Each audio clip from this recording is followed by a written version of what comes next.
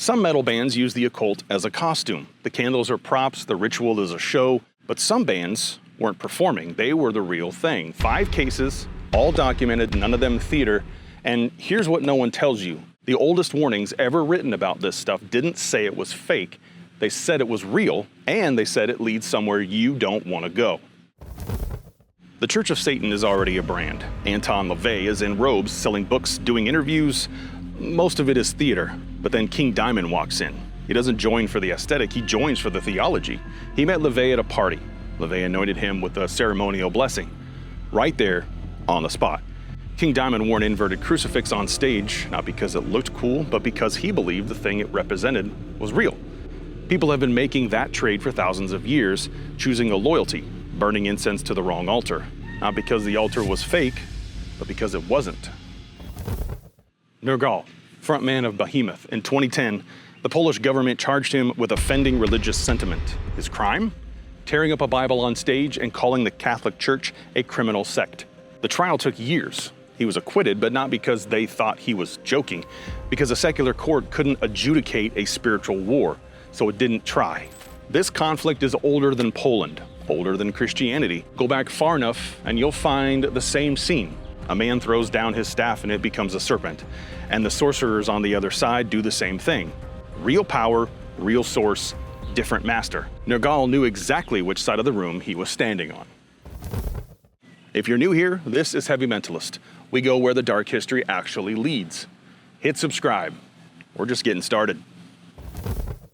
Gorgoroth performs the Black Mass in Krakow, Poland. On stage, naked crucified models, severed pig heads, 80 liters of sheep blood.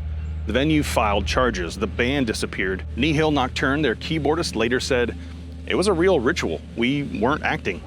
You can call it performance art. You can call it shock value. But if something is actually receiving what's being offered, it doesn't matter what you call it. The sacrifice isn't theological.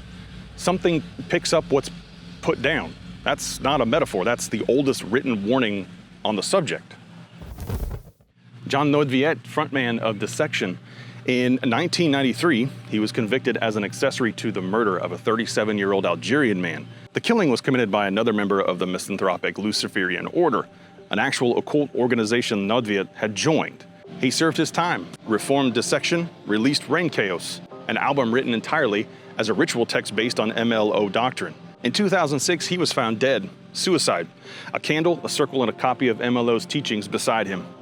He didn't just sing about the abyss, he built the bridge to it with a body. The abyss didn't ask for the bridge, but it accepted it. There's a word for what operates like that. It's older than any language we speak, and it was never interested in the music, just the door. Before Black Sabbath, before Venom, before any of them, there was Coven. 1969, their debut album Witchcraft Destroys Minds and Reaps Souls didn't just reference the occult, it included a full-print satanic mass in their liner notes. Jinx Dawson, the frontwoman, performing actual rituals before recording sessions. The album bombed commercially, but it was the first time a ritual was pressed into vinyl and sold in record stores across America. Long before Coven, there was a king who knew the practice was forbidden. He did it anyway, and something answered. Not an illusion, not an hallucination, something real picked up. Coven did the same thing. They pressed the number, something answered. 5 bands, 5 documented cases, not aesthetics, not marketing, practice. The question was never whether the art was dangerous, it was whether the art was a symptom or a cause. The answer is that the distinction doesn't matter because the force behind both is the same one. It doesn't need the candles, it doesn't need the stage, it was never pretending. It was never just in the music. The oldest book ever written on the subject never called it imaginary, it called it a door. And doors work both ways. Subscribe and like. Learn hard, live loud. I'll see you in the next one.